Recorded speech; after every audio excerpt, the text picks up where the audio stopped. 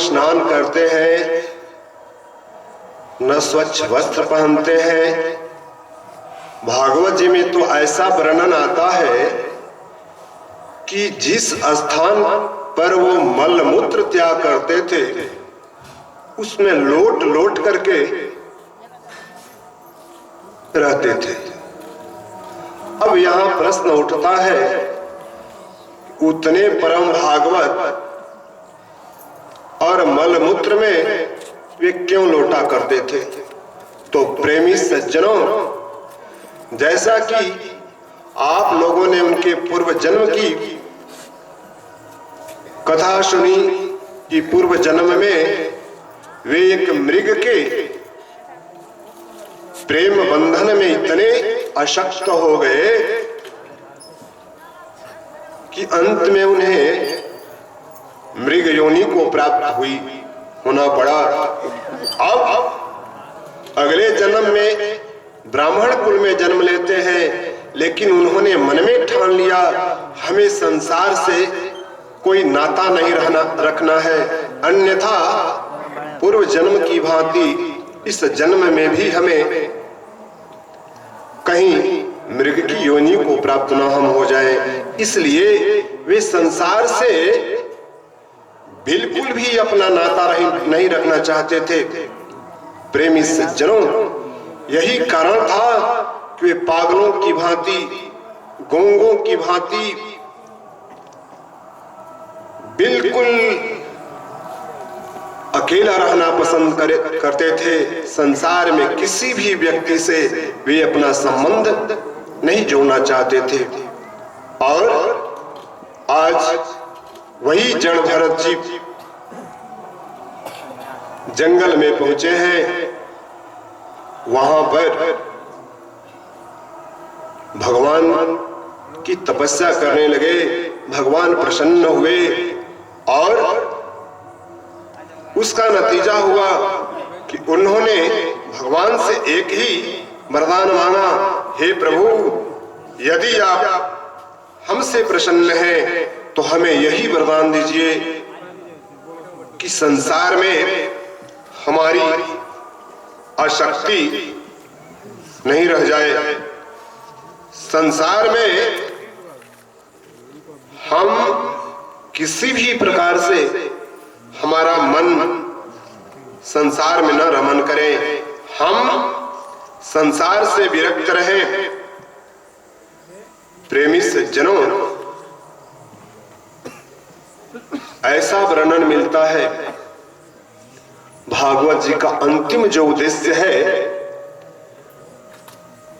एक लाइन में यदि भागवत जी की अंतिम उद्देश्य बताई जाए तो यही है कि संसार से आपकी विरक्ति हो जाए और प्रभु के चरणों में आपकी आसक्ति हो जाए, यही बताया गया है।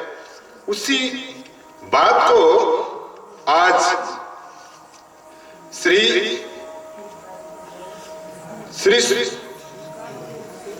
जड़ भरत जी महाराज भगवान से वरदान स्वरूप मांगते हैं। प्रभु दर्शन देकर के वहां से अंतर ध्यान होते हैं और वहां से जैसे ही अंतर ध्यान हुए उसके बाद प्रभु के चरणों में उनकी अगाध प्रीति हुई, जिसका फल स्वरूप नतीजा यह निकला कि अंत समय में वे भगवान के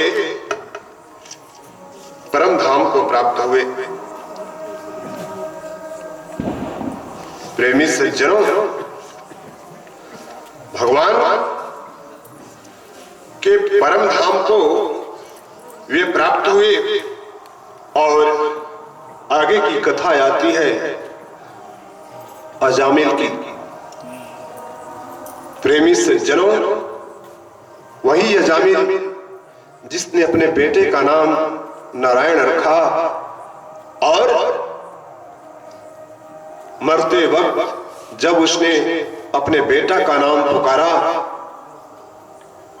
तो भगवान के दूत आ गए।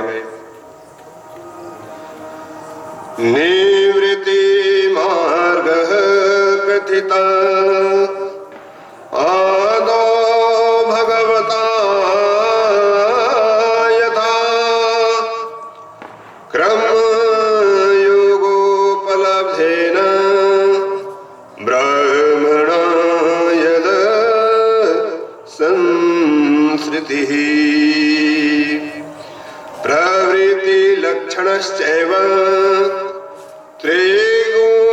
संशयो मुने यो आशवलीन प्रकृतेर गुणसर्ग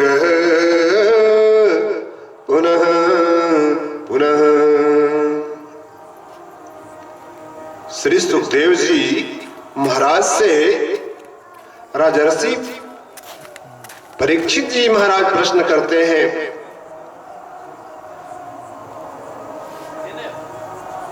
भगवान अजामिल तो भगवान का परम भक्त था, फिर वह कैसे पापी बन गया, कैसे उसके विचार दूषित हो गए।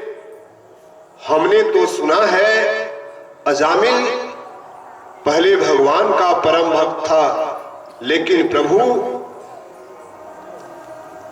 जब वो भगवान का परम भक्त था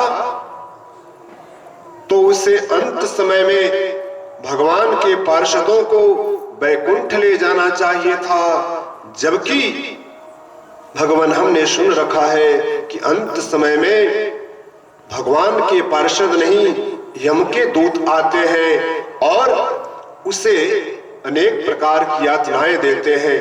प्रभु इस प्रसंग को विस्तार से सुनाइए, हम अजामिल के बारे में जानना चाहते हैं। श्री सुखदेव जी महाराज कहते हैं, न चेदिहैवा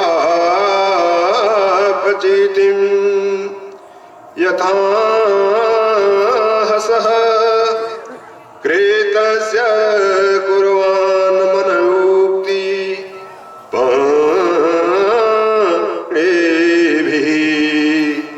ध्रुवं स वै प्रेत्य नरकानुपैति ये कीर्तिता में भगवतस्तीम यातना। परीक्षित, आपने यह जो प्रश्न किया है संसार के कल्याण के लिए किया है। परीक्षित, जरा सावधान होकर के अजामिल की इस पवित्र कथा को सुनो और सुखदेव जी महाराज अजामिल की कथा को वर्णन करते हुए राजर्षि परीक्षित जी से कहते हैं, यह जो इतिहास है बड़ा ही पावन है और अजामिल का चरित्र जो इंसान एकाग्रचित होकर के सुनता है, उसका चिंतन करता है, उसका मनन करता है, हे परीक्षित,